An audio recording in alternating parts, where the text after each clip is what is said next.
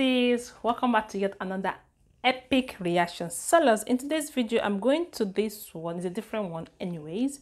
It says American food that are banned in other countries. I can't wait to see what they have banned in other countries. If you're new to the channel, hi, welcome. Kindly hit the subscribe button to officially join the family. Like today's video, share it, and leave your commentaries as well. So let's head to this weird history food, okay? That the United States is the gold standard of clean food. But that belief may not hold up to scrutiny. From unsanitary practices in mass production to the addition of dangerous chemicals, countries have good reason to give the side eye to imported foods claiming to be USDA approved. That's right, this week we're talking about American foods that have been banned by other countries.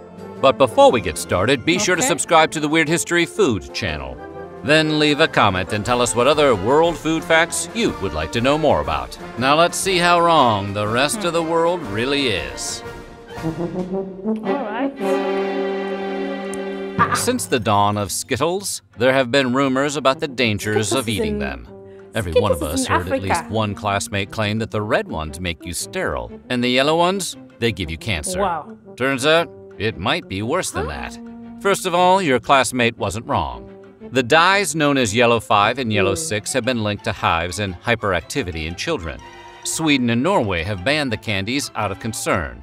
The European Union will most likely be banning Skittles at the end of the year, having already swapped out some of the dye for more natural flavors. This is because of something called titanium dioxide, which can be found making the colors pop across the rainbow. Research linked titanium dioxide to damaged DNA, which can lead to cancer.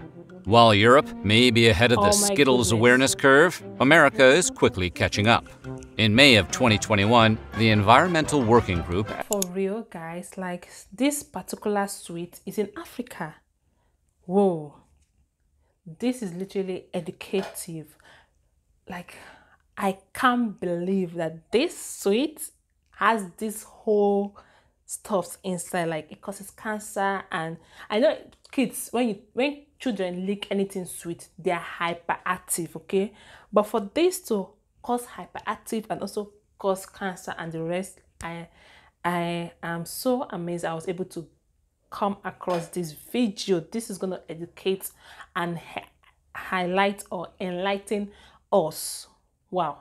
Let's continue watching those. Ask the FDA to categorize titanium dioxide as toxic.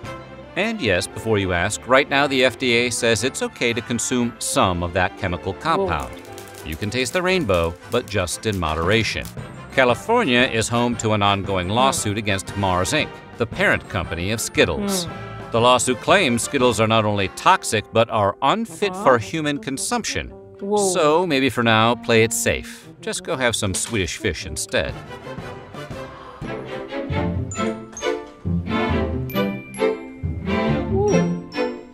Ever looked at a piece of crusty French baguette, be it in cartoon or in real life? But let's be honest, it was probably in the hands of Pepe Le Pew, and think, I can't make a sandwich with that.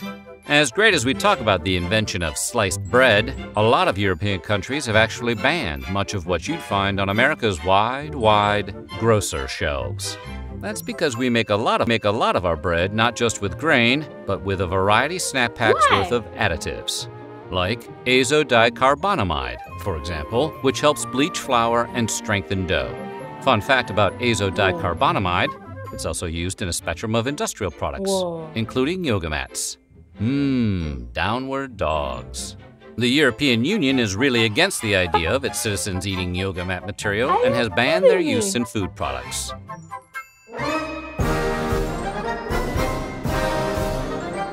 Pork, the other white meat, is a staple of American meats along with chicken, fish, and beef. From bacon to ham, hot dogs. It's like, I am so amazed by this, as I said earlier on. But bread, why bread? Bread, you can bake bread at home. So why would they ban bread? And now I'm saying pork. This is literally educative, okay? Please keep on watching to find out more, because I am so if you see my jaw dropping out, know that I'm wowed. Okay? Pork, the other white meat, is a staple of American meats along with chicken, fish, and beef. From bacon to ham, hot dogs to pork chops. American meat eaters consume about 67 pounds of pig per person every year. Soo-wee, my heart is stopping. Don't get us wrong, other nations indulge in swine just as much, if not more, than Americans. So why doesn't the U.S. export scores of succulent bacon-bearing boars? Well, it turns out America adds a lot of chemicals during processing. Ractopamine in particular is used in many pig farms to raise porkier porkers. Ractopamine, which we put a dash of in a lot of foods, has been banned in 160 countries, which all consider the drug unsafe for human consumption. This in turn has led to a prohibition of pork exports across the world. The EU hasn't touched the stuff since outlawing ractopamine in 2009. China and Russia have been ractopamine-less since 2013.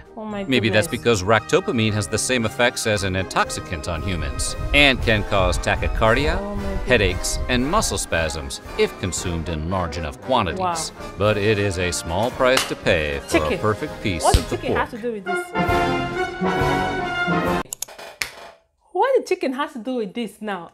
Like, is it that we are going to turn to vegetarians? Like, we want to eat only vegetables because pork now and now chicken. Chicken. Are you for real? Chicken. Wow. Hygiene in America often comes down to dousing stuff in a chlorine bath and calling it FDA approved. And chicken is no exception.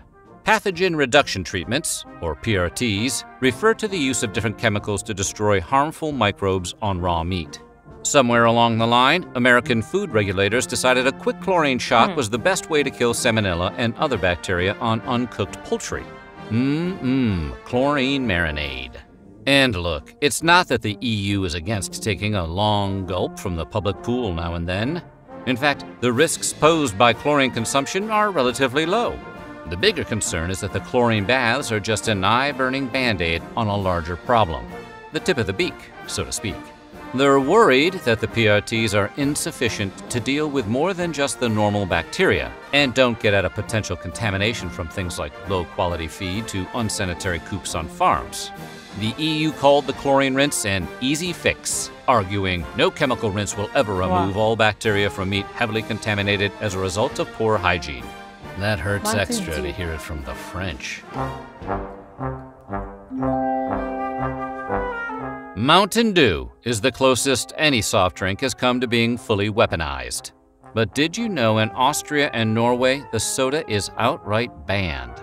That's because Mountain Dew's signature Chernobyl radiant hue comes from tartrazine, also known as yellow 5.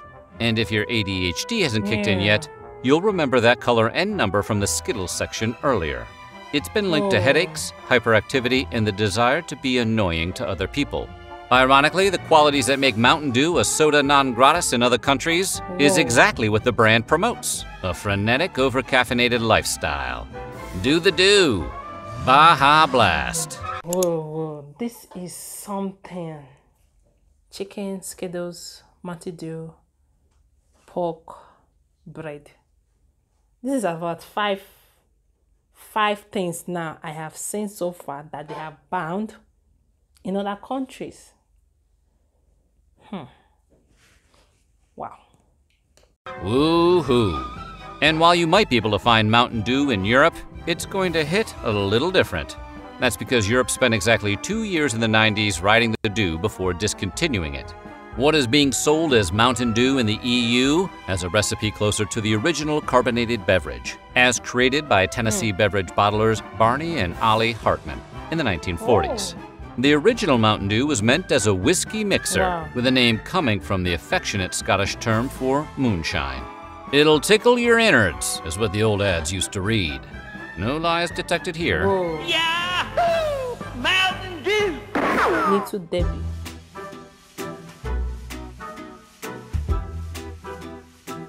Little Debbie has been providing Americans with comfort snack food since the 1960s, with their variety of zebra cakes, star crunches, nutty bars, fudge rounds, and cosmic brownies. But their big claim to fame, as anyone who has ever had their lunch packed by a parent can attest, is the Little Debbie Swiss Rolls, a mixture of rich chocolate cake and butter-creamy filling. Over 900 million cartons of Little Debbie products are shipped each year, but none of those cartons go anywhere near Austria or Norway. Blame those rascally additives, yellow 5 and red 40. Swiss rolls contain 32 milligrams of dye per product, and in those quantities, they've been shown to have an adverse effect on children. And we're not just talking about causing hyperactivity, although one study found that cutting all artificial food coloring from diets may be 1/2 as effective as prescribing kids Ritalin. And while we can't prove there's a direct connection between artificial food coloring and cancer, they do cause damage to white blood cells, causing them to mutate after only 3 hours. Exposure to these dyes could... Oh, guys, this is literally educative. I don't know about the Little Debbie. This is my first time hearing about it. See why sometimes it's good to watch all these documentaries, because you get to find out things that you don't know that is really going on in the world. Yeah. Cause tumor cells to multiply way more rapidly. For that reason, researchers say a high chronic intake of food colorings throughout the entire life is not advisable. If only they weren't so delicious. Surprisingly, you can buy Little Debbie's Swiss rolls in the EU, but they come with warning labels advising parents of the potential dangers to kids. You know, like cigarettes. This is my favorite cereal. When you hear the words banned breakfast cereal, you're probably imagining one of the countless kid-focused brands of sugary morsels, like the oh-so-delicious Cookie Crisp. So you might be surprised to learn that it's actually Special K, the most boring cereal on all of the earth, that has been banned in Denmark and discouraged in the EU. How does the healthiest box of flakes on the shelf get banned, while stuff like Reese's Puffs and Cinnamon Toast Crunch continue to enjoy free passage? Ironically, because of its supposed health benefits. In the UK, Special K has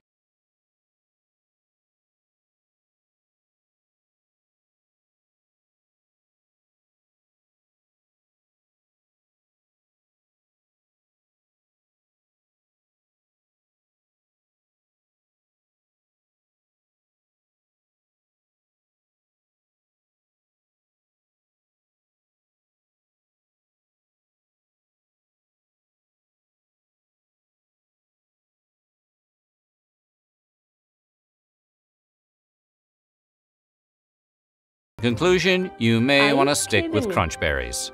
Steak. Kidding me, steak. Wow. Steak. The cornflakes. That is an eye opener. I never knew that. This is literally educative. Like, let me know in the comment section, what's your intake on all this? Are you going to agree with this documentary, or you are opposing to what this documentary is saying? Because for me, I am in between. I don't know yet. You don't need to take a transcontinental flight to visit countries that have banned American foods. Just drive up to the Canadian border, flash your passport, and sign an affidavit saying you're not smuggling any steak tartare in your trunk.